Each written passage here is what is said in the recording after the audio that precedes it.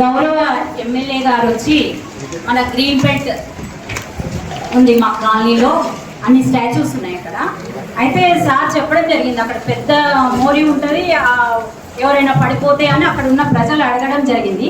అయితే అది ఒక 30 ఫీట్ రోడ్ సార్, అది మన మున్సిపాలిటీ కదా.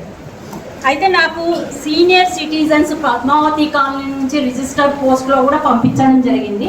ప్లస్ అదేవిధంగా కలెక్టర్ గారికి, కమిషనర్ గారికి అని కూడా ఇందులో మెన్షన్ చేయడం జరిగింది. మరి మీకు వచ్చిందో లేదో తెలియదు నాకు, కానీ నాకైతే రిజిస్టర్ పోస్ట్ వచ్చింది. అయితే అక్కడ మొత్తం ఉన్న షాపుల వాళ్ళందరూ ఆ 30 ఫీట్ రోడ్స్ను ఆక్యుపై చేసుకోవడం జరుగుతుంది. అది మనము కాపాడుకోగలిగితే ట్రాఫిక్ అనేది తగ్గుతుంది. మెయిన్గా పద్మావతి కాలనీలో నా గ్రూప్లలో నేను కనుక్కోవడం కూడా జరిగింది, ట్రాఫిక్ పోలీస్ వాళ్ళని, ఒక ట్రాఫిక్ పోలీస్ని అరేంజ్ చేయండి అని. మెయిన్ కృష్ణా టెంపుల్ ఆర్చ్ దగ్గర మార్నింగ్ అవర్స్లలో ఇబ్బందిగా, తొందరగా ఆఫీస్కి వెళ్ళే వాళ్ళకి, స్కూల్స్కి వెళ్ళే వాళ్ళకి చాలా ఇబ్బందికరమైన పరిస్థితులు ఈవినింగ్ మార్నింగ్.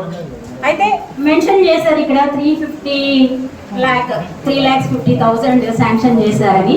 అందుకని నేను మీకు విన్నవించుకోవడం జరుగుతుంది. దాన్ని కంపల్సరీ రోడ్ చేసుకుంటే మున్సిపాలిటీ వాళ్ళకి ఇన్ ఫ్యూచర్లో మనకు ఆ షాప్స్కి మనకి ట్యాక్సెస్ పెంచుకోవచ్చు, అదేవిధంగా ట్రాఫిక్ని తగ్గించుకోవచ్చు.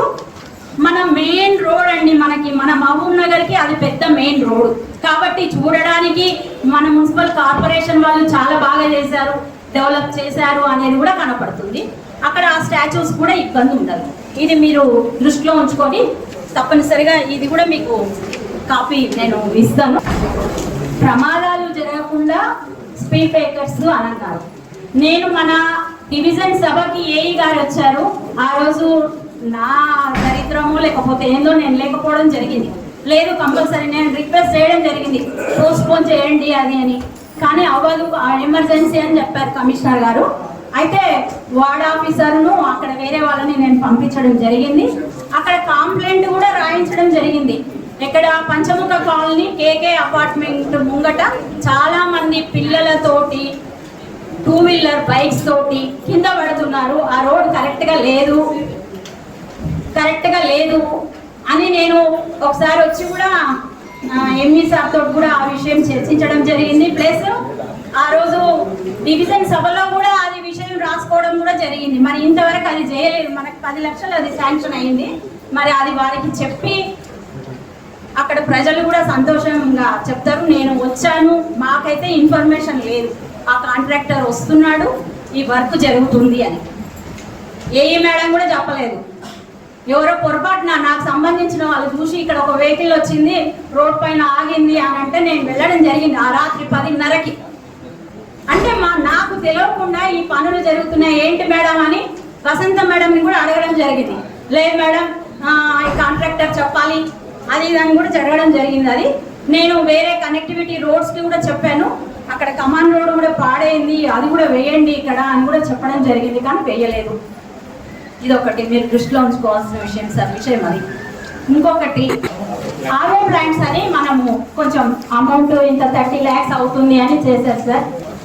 ఎక్కడెక్కడ మన R&B guest house junction, employees colony Bandameedapalli, Anjaneya Swamy temple junction near Shilparamam. అయితే ఇక్కడ ఒక విషయం సార్, మనం మొదటిసారిగా కార్పొరేషన్ చేసుకుంటున్నాము, చాలా డెవలప్ అవ్వాలి. కానీ మన కాలనీలలో ప్రొద్దున లేసే ఒక హారన్ మోగుతుందండి, డ్రింకింగ్ వాటర్ బండి ప్రతి ఒక్క కాలనీలో తిరుగుతుంది. నేను విషయం చెప్పుకుంటున్నా, వినియోగించుకుంటున్నా. ప్రతి డివిజన్లో మనం ఒక ఆర్ఓ ప్లాంట్ని ఏర్పాటు చేసుకుంటే ప్రజలకు మనము చాలా మంచి పని చేసిన వాళ్ళంగా అవుతాను. నా విషయాన్ని ఇది మీరు తోటి కార్పొరేటర్లు గౌరవిస్తున్నట్టయితే చిన్నగా మీరు కూడా వారికి అభినందనలు తెలపండి, లేకపోతే మీరు కూడా మేము కోరుకుంటున్నామని చెప్పండి.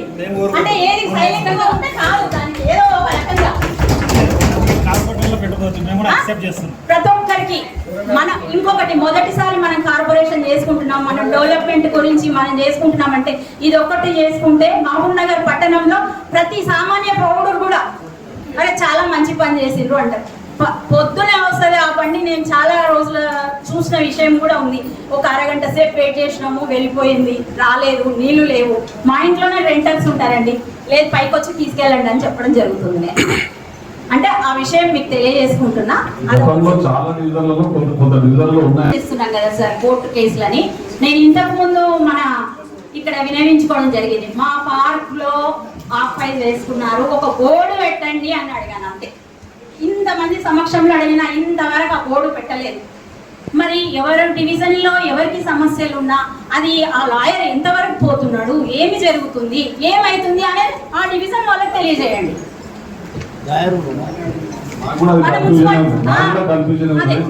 మరి ఇన్ని ఫీజెస్ కూడా ఇంత అని అమౌంట్ చేసి పెట్టారు.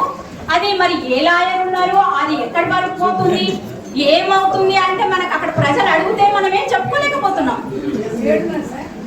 అమ్మా మనకు హైకోర్టులో ఈ డివిజన్ వాళ్ళది ఈ సమస్య ఉంది, ఇది ఇంతవరకు పోయింది ఆ కేసు అనేది తెలిస్తే మనం ఉన్న కేసులు ఏమైనా ఉంటే చెప్తారు, మనం అడిగితే డిపార్ట్మెంట్ లో ఇస్తారు. అదే ఆ డీటెయిల్ గా ఒక ఆ మొత్తం ఆన్లైన్ లో వస్తుంది. ఈ డివిజన్ సమస్య ఇది ఇంతవరకు అయింది, ఇది మాట్లాడడం జరిగింది, ఈ రోజు ఇది అవుతుంది, ఇది అంటే మేము కూడా అక్కడ తోటి ప్రజలు మమ్మల్ని ఆశతోటి గెలిపించుకున్న వాళ్ళకు కూడా మేము ఇది జరిగింది అని చెప్పుకోగలుగుతాం. నేను బయటికి వెళ్తే ముందల్లే సార్ మాకు పార్క్ ప్లేస్ 3 ఇండ్లు అయినాయి ఇప్పటికీ. అక్కడ ఒక బోర్డు పెట్టండి అని కంపల్సరీ నాకు ఈ 2-3 రోజులలో బోర్డు పెట్టించాలి.